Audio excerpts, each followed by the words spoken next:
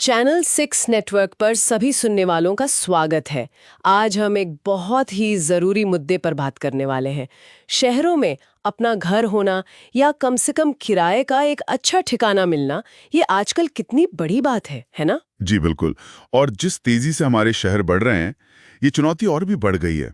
सबके लिए सही, किफायती आवास जुटाना वाकई एक अहम मुद्दा बन गया है। हाँ, तो चलिए आज इसी पर थोड़ा गहराई से बात करते हैं। सरकार की एक बहुत महत्वपूर्ण पहल है प्रधानमंत्री आवास योजना शहरी, जिसे PMAYU 2.0 भी कहते हैं। आज हमारी कोशिश रहेगी कि इस योजना की जो मुख्य बातें हैं वो हम अपने श्रोताओं तक आसान शब्दों में पहुंचाएं। और ये जानना दिलचस्प है कि कैसे बढ़ते शहरीकरण के बीच ये योजना सीधे तौर पर आवास की जो भारी मांग है उसे पूरा करने की कोशिश कर रही है। ये एक बड़े वर्ग को प्रभावित करती है। सही कहा। तो ये जो योजना है ये एकदम से तो नहीं आई होगी। मतलब इसकी पृष्ठभूमि क्या है? ये इतनी प्राथमिकता क्यों बन गई? नहीं, ये कोई अचानक लिया गया फैसला नहीं है।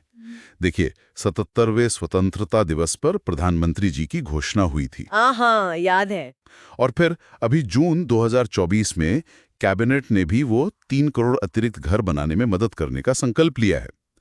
इसमें ग्रामीण और शहरी दोनों शामिल हैं। 3 करोड़, ये तो बहुत बड़ा आंकड़ा है। जी हाँ, तो ये सब इसकी नींव रखते हैं। और PMYU 2.0 की बात करें तो 2024-25 के केंद्रीय बजट में इसका लक्ष्य बिल्कुल साफ है। क्या लक्ष्य रखा गया है? अगले 5 सालों में शहरी इलाकों में रहने वाले करीब 1 करोड़ गरीब और मध्यम वर्गीय परिवारों की मदद करना। ये केंद्र सरकार की योजना है, जिसे पुराने अनुभवों और काफी सोच विचार के बाद मतलब सबसे राय लेकर तैयार किया गया है।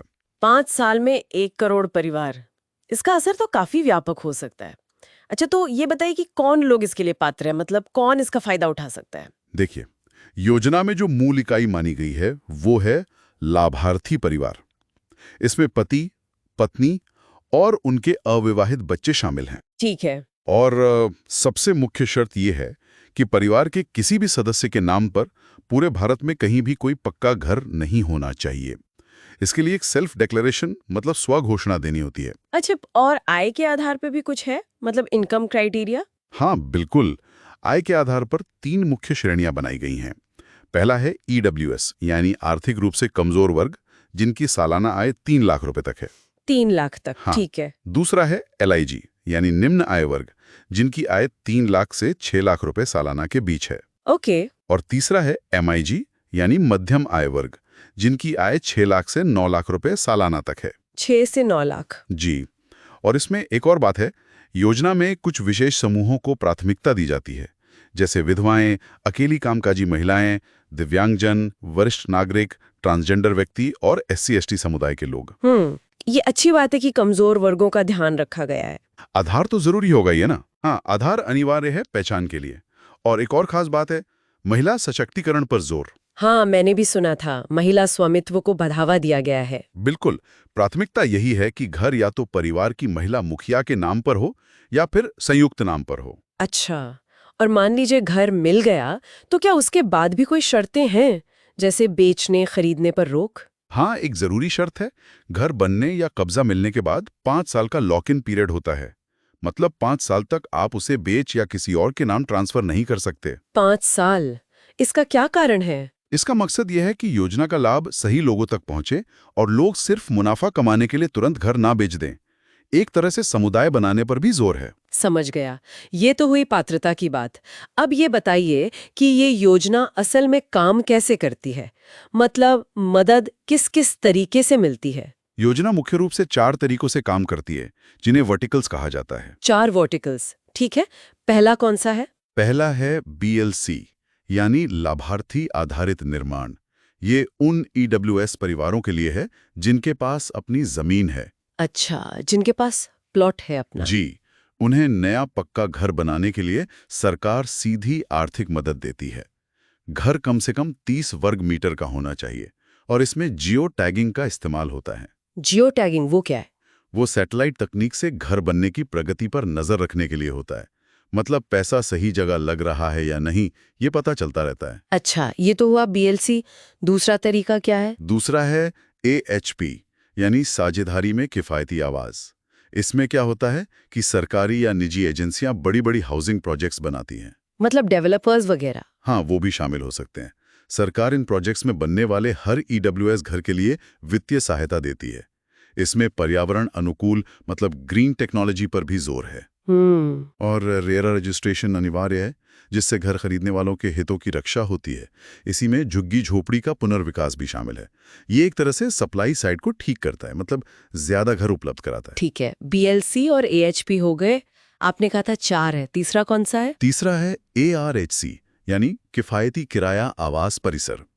ये उन लोगों के लिए है जो शहरों में बाहर से काम करने या पढ़ने आते हैं, जैसे प्रवासी मजदूर, छात्र वगैरह। हाँ, ये एक बहुत बड़ा वर्ग है शहरों में। बिल्कुल, इनके लिए अच्छे और सस्ते किराए के घर उपलब्ध कराना इसका मकसद है। इसके लिए या तो सरकार के जो खाली पड़े मकान हैं उनका इस्तेमाल होता है। अच्छा, वो जो पुराने सरकारी क्वार्टर्स होते हैं। हाँ, या तो वो या फिर प्राइवेट पार्टनर्स नए किराए के कॉम्प्लेक्स बनाते हैं। मॉडल 2। हाँ, इसमें नई टेक्नोलॉजी इस्तेमाल करने पर इंसेंटिव भी है। ये शहरी आबादी के उस हिस्से की जरूरत पूरी करता है जिसे अक्सर नजरअंदाज कर दिया जाता है। सही बात है, किराए के अच्छे घर मिलना भी एक बड़ी समस्या है। तो ये हो गया तीसरा। अब चौथा और आखिरी तरीका। चौथा है ISS, यानी ब्याज सब्सिडी योजना। ये बहुत पॉपुलर है। ये सीधे सीधे होम लोन को सस्ता बनाता है। अच्छा, इंटरेस्ट सब्सिडी ये कैसे काम करती है? इसमें EWS, LIG और MIG यानी 9 लाख तक की आय वाले परिवारों को फायदा मिलता है। अगर वो घर खरीदने या बनाने के लिए लोन लेते हैं तो उनके लोन के पहले 8 लाख रुपए पर 8 लाख पर? हाँ, पहले 8 लाख पर 12 साल तक के लिए 4% की ब्याज सब्सिडी मिलती है। 4%? इससे तो EMI काफी कम हो जाती होगी। जी हाँ, ये सब्सिडी सीधे उनके लोन अकाउंट में जमा हो जाती है, जिससे उनकी मासिक किश्त यानी EMI घट जाती है। ये सीधे तौर पर घर खरीदने की क्षमता, अफोर्डेबिलिटी को बढ़ाता है। BLC, AHP, ARHC और ISS, ये 4 तरीके हो गए। लेकिन क्या योजना सिर्फ यहीं तक सीमित है या इसमें कुछ नयापन, कुछ टेक्नोलॉजी का भी इस्तेमाल हो रहा है? हाँ, बिल्कुल। टेक्नोलॉजी और इनोवेशन पर काफी जोर है।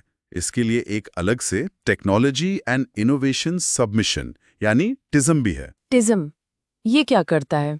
ये नई, टिकाऊ और आपदा रोधी मतलब भूकंप वगैरह से सुरक्षित निर्माण तकनीकों को बढ़ावा देता है।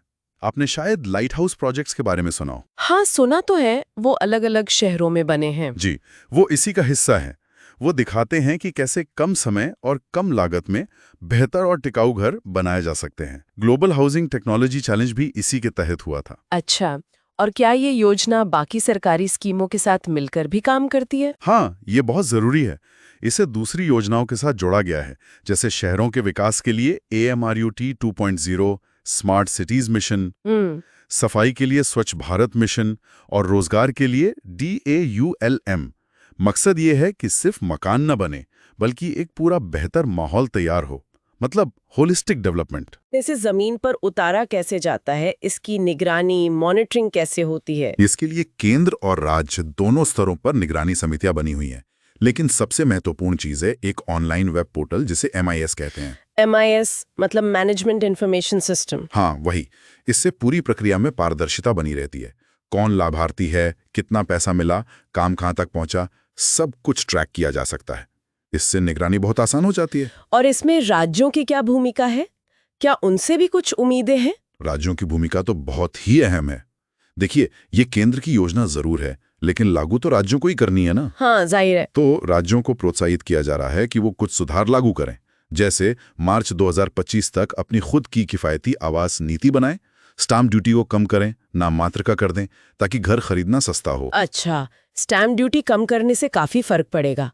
जी, और दिसंबर 2024 तक ये करने को कहा गया है। इसके अलावा जून 2025 तक उम्मीद है कि राज्य अपने मास्टर प्लान में किफायती आवास के लिए जमीन रिजर्व करें और बिल्डिंग अप्रूवल जैसी जो प्रक्रियाएं हैं। हाँ, उनमें तो बहुत समय लगता है। बिल्कुल, तो उन्हें तेज करने के लिए 60 दिनों के अंदर सिंगल विंडो क्लियरेंस देने की बात है।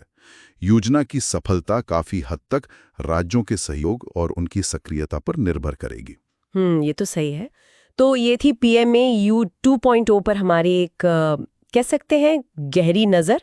व्यक्तिगत मदद से लेकर बड़ी परियोजनाओं तक किराए के समाधान से लेकर ब्याज सब्सिडी तक, ये वाकई एक बहुत ही व्यापक पहल लग रही है। जी बिल्कुल। और ये सोचने पर मजबूर करती है कि इस तरह का जो लगातार प्रयास है, जिसमें टेक्नोलॉजी, फाइनेंस और पॉलिसी तीनों का संगम है, ये लंबे समय में हमारे शहरों का, हमारे समुदायों का ताना बाना कैसे बदल सकता है। हाँ, सामाजिक बराबरी के लिहाज से, स्थानीय अर्थव्यवस्था के लिए और आने वाली पीढ़ियों के लिए स्थिरता के नजरिए से इसके क्या मायने हो सकते हैं, ये बड़े सवाल हैं। बिल्कुल। और इसी विचार के साथ चैनल 6 नेटवर्क पर इस चर्चा में हमारे साथ जुड़ने के लिए सभी श्रोताओं का बहुत बहुत धन्यवाद। हमें उम्मीद है कि PMAYU 2.0 पर ये विश्लेषण आपको जानकारी पूर्ण लगा होगा। अगर ये जानकारी आपको उपयोगी लगी हो तो इसे लाइक ज़रूर करें, दूसरों के साथ शेयर करें और हाँ, ऐसे ही महत्वपूर्ण विषयों पर और जानकारी के लिए चैनल 6 नेटवर्क को सब्सक्राइब करना ना भूलें। अगली बार फिर मिलेंगे, तब तक के लिए सुनने के लिए धन्यवाद